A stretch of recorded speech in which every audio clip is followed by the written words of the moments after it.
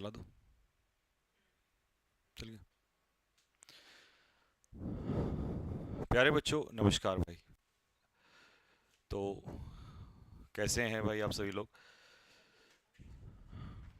Hello hello hello hello. मेरी आवाज आ रही है भाई सभी को?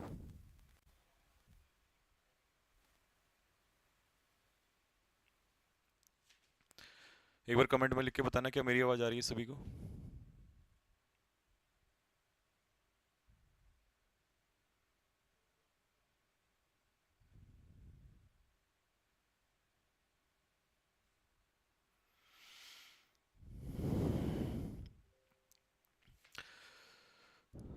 तो कैसे हैं भाई? ये तो अब मैं आपसे खैर क्या ही पूछूं। और कैसा क्या चल रहा है सब आपको पता ही है। लेकिन कुछ चीज़ों को बोलने के लिए मैं आप लोगों के सामने आया हूं। और क्या कल 31 जुलाई में पूरे भारतवर्ष में हुआ, ये आप सबको पता है। ठीक है। अब आगे क्या होगा इसके बारे में भी मैं बताऊंगा आप लोगों को। और कल क्या रहा, और कल होने के बाद क्या चीज आगे एक बच्चा अपने मन में ये सोचता है, क्या उसको ऐसा लगता है कि यार मैं आगे क्या करूं, क्या मुझे करना चाहिए। क्योंकि ये बात मैंने एक दिन पहले भी कही थी कि चीजें दोनों हैं, लड़ाई और पढ़ाई अब बराबर हो चुका है। सबसे पहले तो भाई मैं आप लोगों को बता दूं, क्योंकि कल क्या जो भी कुछ भी हुआ एक बहुत शॉर्ट में मैं आपको बता देता हूँ। लगभग लगभग पूरे भारतवर्ष से आप लोगों को पता ही है कि सारे टीचर्स आपका जंतर सॉरी डीओपीटी के सामने इकट्ठा हुए थे हम लोग। उसमें टीचर्स हैं, जैसे आज मीडिया ने आपने देखा होगा, म, पूरे भारतवर्ष में सभी मीडिया चैनलों ने छोड़कर उन लोगों को जिनसे हमें उम्मीद भी नहीं थी, तो ये सब ने दिखाया ही कि क्या क्या हुआ। लेकिन दुख इस बात का हुआ है कि सरकार ने इसको दबाने की भी कोशिश करी है।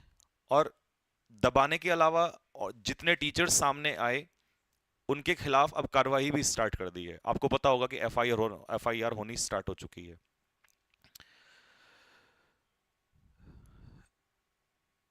मैंने एक दिन कहा था कि अगर आज आवाज नहीं उठी तो वो दिन दूर नहीं है जब गुलामी की जंजीरें हमारे पैरों में डाल दी जाएंगी। और ये कल आप लोगों ने सभी ने देख लिया होगा कि जो कुछ भी इस पूरे भारतवर्ष में हुआ। मेरा हाथ टूटा, ये मेरा हाथ नहीं टूटा है, ये उस गांव में बैठे दूर दराज बच्चे का विश्वास टूटा है। सरकार से विश्वास टूटा है। ये उस बच्चे की उम्मीदें टूटी हैं, जो ये उम्मीद लेके हर दिन जगता है कि मैं आज मेहनत करूंगा तो शायद मैं कल नौकरी लूंगा और मेरे परिवार को मैं संभाल सकता हूं। क्या मेरी यहां से इस प्लेटफॉर्म से इस समय पर एक आवाज है, मैं पहुंचाना चाहता हूं सरकार तक कि क्या ये सरकार ये चाहती है कि ये सारे के बच्चे जो मेहनत कर रहे हैं, क्या मांग रहे हैं बच्चे? फेयर, कि एग्जाम फेयर हो, यही तो चीज है इनकी। इनकी डिमांड यही तो है कि एग्जाम फेयर हो, एग्जाम टाइम पे हो। तो क्या ये लोग गलत कर रहे हैं? क्या ये सब लोग पढ़ाई छोड़ के ये कुछ और करने लग जाएं, ये भी गुंडागर्दी करने लग जाएं? जिस तरीके से कल शिक्षकों के साथ व्यवहार हुआ है, हर मंजर मेरे सामने से गुजरा है। टीचर्स, फीमेल टीचर्स तो छोड़िए, इतना दुख हुआ कि पुलिस ने फीमेल टीचर्स पे जो लाठियां चलाई हैं, जो हाथ उठाया है, इससे बुरा समय कभी आ नहीं सकता। कुछ पुलिस वाले वहां पर कह रहे थे टीचर्स को, जब टीचर्स ने कहा कि हमने वर्दियां पहन के छोड़ दी हैं, तो वो कहते हैं कि अगर आप मर्द होते तो वर्दी ना उतारते। मैं उनसे पूछना चाहता हूं आज कि अगर हमने वर्दी छोड़ी है, हमने सिलेक्शन लेके अपनी जॉब छोड़ी है, तो वो इसलिए ताकि तुम्हारे जैसे लोगों के आने वाले बच्चे जो भविष्य है वो वर्दी पहन सकें। और तुम उसमें हमारी मर्दानगी को के बारे में बता रहे हो कि भाई टीचर्स को सिखा रहे हो चीजें।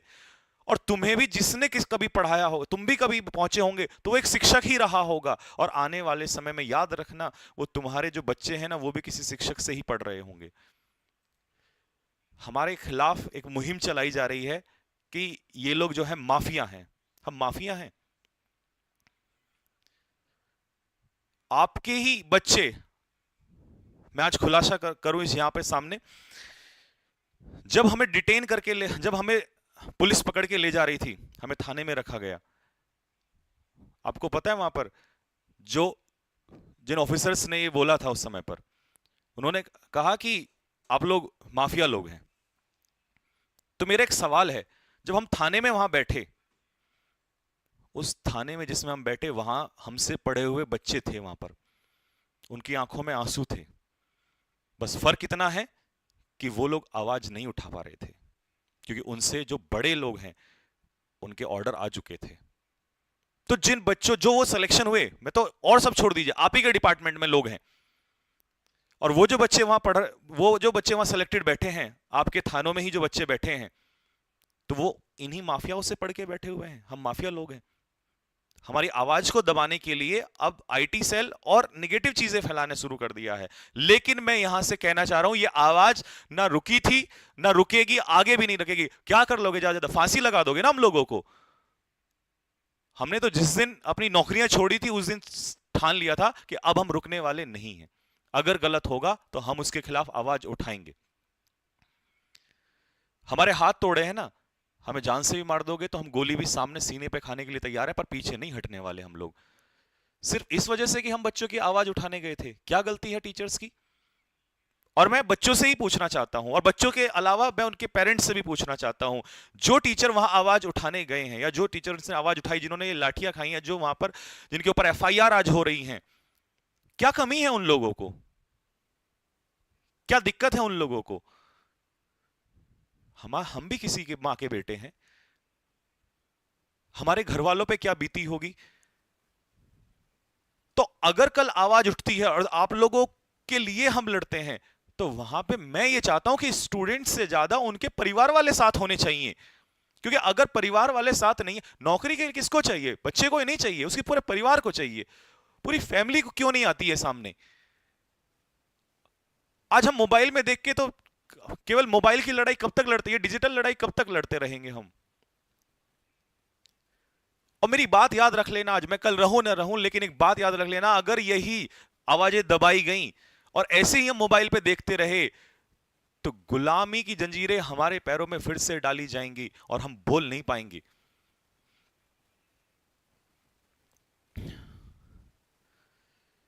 क्यों ये टीचर्स घूम रहे हैं? क्यों अपने ऊपर एफआईआर करवा रहे हैं? शौक थोड़ी ना इन लोगों को। ये चाहते हैं क्योंकि जब इनके सामने बच्चे उस दिन लड़कियों को पीटा गया, उस लड़के को पीटा गया, इसीलिए तो ये लोग आवाज उठाए। तो मेरी रिक्वेस्ट है सभी बच्चों से कि अगर आने वाले टाइम पे जो भी सभी लोग डिसाइड करते हैं, प्लीज आप खुद से ज्यादा अपने परिवार वालों से कहिएगा कि क्या हमें इसमें जाना चाहिए, और क्या आपको भी चलना चाहिए कि नहीं चलना चाहिए। नहीं तो अकेले तो क्या ही हम कर पाएंगे। और आप देख रहे हैं कि हमारे साथ क्या क्या हुआ है। मैं फिर से कह रहा हूं, मुझे नहीं पता, आज शायद कल से पहले मैं ये बात ना बोलता, लेकिन मैं आज खुलेआम कह रहा हूं, मुझे नहीं पता कि कल मेरे साथ क्या हो, और मेरे जैसे ऐसे हजारों शिक्षक हैं जो आवाज उठाएंगे, उनके साथ क्या हो। सच बता रहा हूं, मैंने सब देख लिया है, सब कुछ पता चल गया है कि ये क्या चल रहा है। सरकार नहीं चाहती है आवाज उठाई जाए। आज आवाज उठाना इतना गुनाह हो गया है। हम लोग माफिया थे, हम प्रोटेस्टर से, कुछ ने तो ये भी फैलाया है, मतलब कुछ क्या, ये आईटी सेल ही चल रहा है कि, और जो एफआईआर है उनमें ये लिखा गया है कि ये वहां पर प्रदर्शनकारी थे। हम प्रदर्शनकारी हैं। साथियों, एक बात याद रखना, अगर आज ये आवाज दबी और अगर आज आप साथ खड़े नहीं हुए, एक दौर आएगा, एक समय आएगा, और वो बहुत जल्दी आएगा, जिस दिन आपके लिए कोई आवाज नहीं उठा पाएगा। और फिर हम पछताएंगे कि काश हमने आवाज उठा लिया होता। अगर हमारे बुजुर्गों ने लड़ाई लड़ी तो हम क्यों नहीं लड़ सकते? क्या हमारी मांगे गलत हैं? क्या हम कोई गलती कर रहे हैं? तो मेरे भाई, आज भी वक्त है। ये घर पे बैठ के वीडियोस, रील्स, इन सबको देखना ये बहुत आसान काम है, लेकिन अपने खिलाफ हुए अन्याय को, उसके खिलाफ आवाज उठाना, इसके लिए बहुत साहस चाहिए, और वो साहस तुम्हें पैदा करना पड़ेगा। और कहते हैं कि अत्याचार करने वाले से ज्यादा बुरा वो होता है जो अत्याचार को देख रहा है। अगर महाभारत में द्रौपदी के साथ दुर्योधन ने गलत किया तो सजा केवल दोस्त दुर्योधन को नहीं मिली, जितने भी लोग साथ में थे ना, जो वो तमाशा होते हुए देख रहे थे, उसकी सजा सबको मिली थी। तो मेरे भाई, मैं यही कहूंगा कि हमने पढ़ना भी है, लेकिन इन चीजों के खिलाफ आवाज भी उठानी है। आवाज उठाने से डरना नहीं है। और मैं नमन करता हूं उन सारे शिक्षकों को जिन्होंने पूरी जान लगाई इस चीज के लिए, और आज भी वो पूरी जान लगा रहे हैं मेरे भाई। नहीं तो क्या जरूरत पड़ी है भाई उन लोगों को? वो भी तो अपने महलों में बैठ सकते हैं, लेकिन उन्होंने वो रास्ता नहीं चुना। तो इसीलिए ये फर्क नहीं पड़ रहा है कि मेरा हाथ टूटा है, किसी को चोट लगी है, क्या है। इससे ज्यादा आपका भविष्य टूट रहा है, और हम अब चुप नहीं बैठ सकते। हमारे परिवार वाले भी परेशान हैं। जब आप ये सोचोगे ना कि हमारे परिवार वाले गए, तो हमारे परिवार वाले भी परेशान हैं। हम भी किसी माँ के बच्चे हैं। जब मेरे घर वालों को ये बात पता चली तो उन लोगों ने साफ साफ बोला, क्या जरूरत है भाई तुमको? क्यों तुम सरकार के खिलाफ खड़े हो रहे हो? क्योंकि सरकार के खिलाफ तो जो खड़ा होगा मारा जाएगा। आपको पता है कि एक मां का दर्द क्या होता है?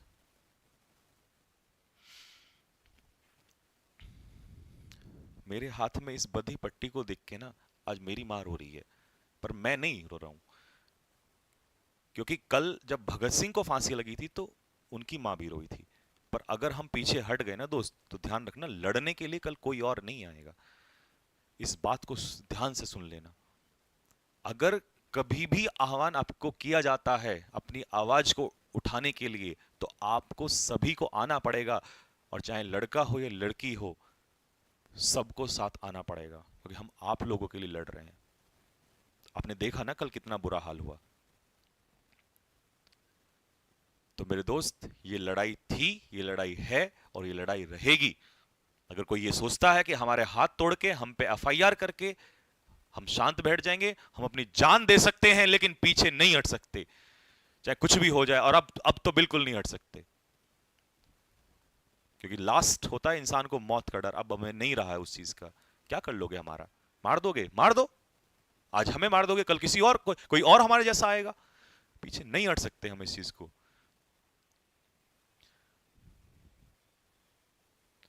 तो आप लोगों को मैं बता दूं कि सभी टीचर्स की बात हो रही है, और शायद आप लोग को एक दो दिन में ही बता दिया जाएगा। और हम इस चीज को अब, जब तक ये सुधार नहीं हो जाता है, तब तक हम सांस नहीं लेंगे, पीछे नहीं हटेंगे। बस मैं ये अपनी तरफ से कहना चाहता हूं, क्योंकि ये दर्द बड़ा नहीं है। दर्द बड़ा वो है जो इस समय पर हर बच्चा झेल रहा है। कल हमें इतना बुरा लगा, हम थाने में बैठे हुए थे, तो बच्चों को पता चला कि हम वहीं पर हैं, जो आसपास के बच्चे थे। तो कम से कम 400-500 बच्चे, लड़के लड़कियां वहां पर खड़े हो गए। इन लोगों ने उनको भी पीटा। मैं पूछना चाहता हूं, शर्म नहीं आई? आपकी भी बेटियां होंगी, आपने कैसे लाठियां उन पे चलाई?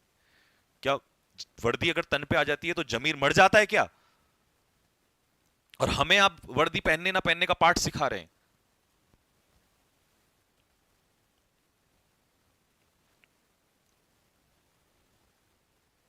Shame on the government and shame on these people. तो भाई, बस ये सुन लो कान खोल के कि हम, और हां, हम पढ़ाएंगे भी, और हम इस लड़ाई को भी लड़ेंगे। हम पीछे नहीं हटेंगे, किसी चीज के लिए नहीं हटेंगे।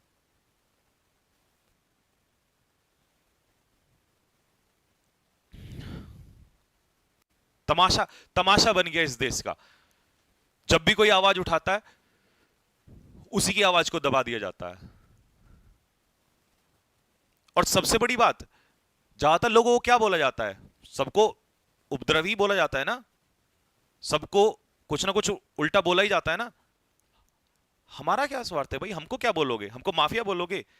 अगर हम माफिया हैं तो आपके बच्चे हम ही से पढ़ के ही, तो इसका मतलब फिर वो माफिया लोगों से पढ़ के कैसे पहुंचे वहां पर? आपके थानों में आधे बच्चे जो बैठे हुए हैं, जो आपके नीचे जूनियर बैठे हुए हैं, वो हम ही लोगों से पढ़ के पहुंचे। तो आपने कभी उनसे सवाल नहीं पूछा कि आप जिन माफियाओं से पढ़े हो, क्या इन्हीं माफियाओं से आप पढ़े हो? इस पूरे भारत में अब क्रांति होगी, और आवाज, अब या तो हमारी सांसें जाएंगी या आवाज सरकार के कानों तक पहुंचेगी किसी भी हाल में, चाहे इसमें किसी को बलिदान देना ही पड़े, कोई फर्क नहीं पड़ता। ऐसी जिंदगी जी के भी क्या फायदा, क्या फायदा होगा उस ऐसी जिंदगी जी के? हम अपनी नजरों आंखों, अगर हम खुद से ही नजर ना मिला पाए ना, तो ऐसे जीवन का जीने का कोई फायदा नहीं है दोस्त। और क्या जवाब देंगे हम आगे आने वाली पीढ़ी को? हम क्या जवाब देंगे कि ऐसा हुआ था और हमारे चार डंडे पड़े थे और हम शांत हो गए? ऐसा नहीं हो सकता। ठीक है भाई, और मैं नहीं आना चाह रहा था लाइव, क्योंकि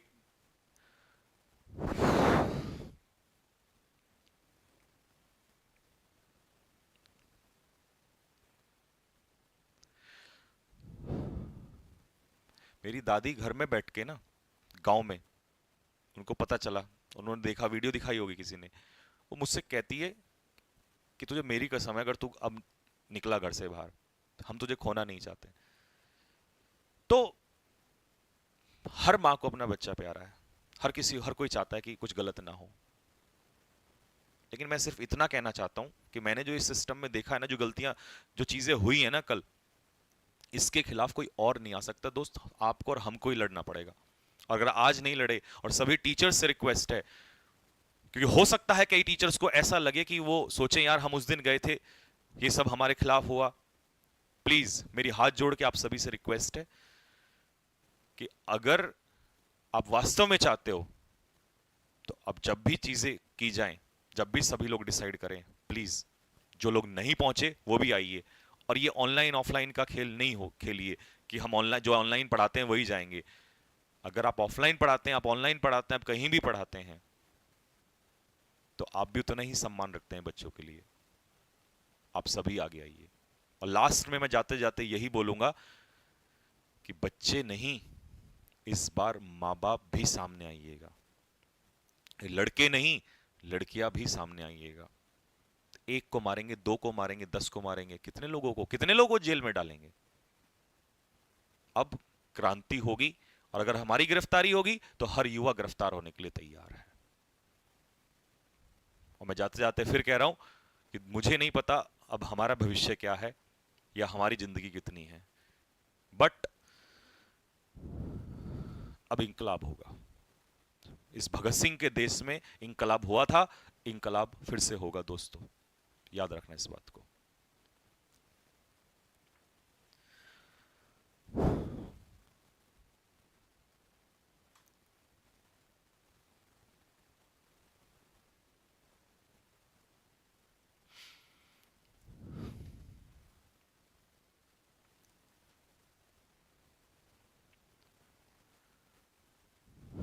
ठीक है, ठीक है भाई, जैसा भी होगा अब आप लोग के सामने अपडेट देंगे, आपको बताएंगे। ठीक। और नवीन सर का कई बच्चे पूछ रहे थे, नवीन सर ठीक है, लेकिन ये ऐसा नहीं है, आपको पता है कि हम लोगों में ऐसी आदत है नहीं कि हर बंदा आके वीडियो बनाए। ठीक है, तो क्योंकि आप लोगों का, बच्चों का, सबका इतना प्यार था, इतनी सारी चीज़ें थी कि भैया क्या है कैसे हैं, तो इसलिए फिर मुझे ही आप लोग के सामने आना पड़ा। ठीक है, तो ठीक है भाई, बस यही मैं कहना चाहूँगा। बाकी आप लोग के हाथ में है सब कुछ, हमारे हाथ में कुछ नहीं है। हम बस आप के लिए आगे खड़े हैं, सब कुछ आप ही के सामने है।